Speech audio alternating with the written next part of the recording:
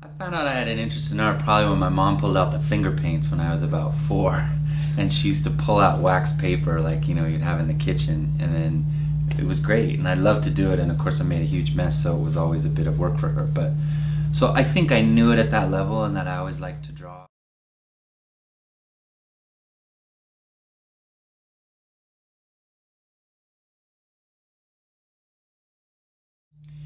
Yeah, all of them. The simple answer is all of them. And my mom encouraged me to paint. My dad has an amazing kind of analytical mind, and so he would always be encouraging me to say, "Did you see that?" or "What do you think of that?" or "Could that be different?" And I had an uncle on my mom's side who did amazing kind of leather work, beautiful leather work, and an uncle on my dad's side who is a really pretty amazing artist, all kinds of media.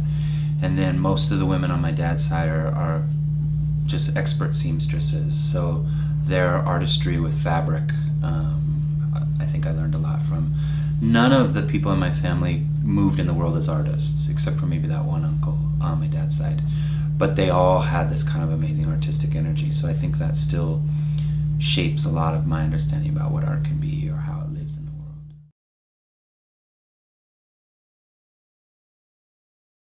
The range of stuff I've been doing over the last couple years would go from installation and sculpture to lots of different kinds of photography, analog and digital, to graphic design and language writing itself.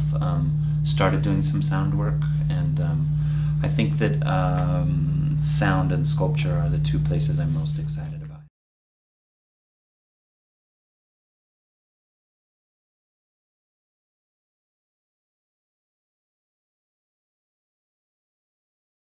I'm constantly being inspired to the point where my head hurts.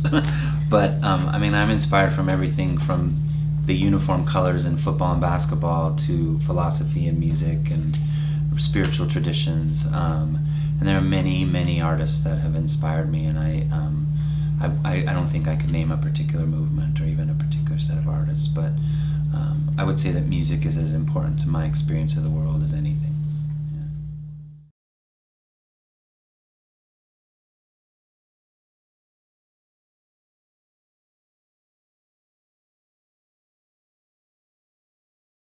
I just wanted to play with language. Like, I love language. Two is I was curious what was on the minds of people. We're in a really interesting time, and I started working on this piece back in January, but I knew that it was going to debut this fall, right before the election. Excuse me. So I was interested in the election.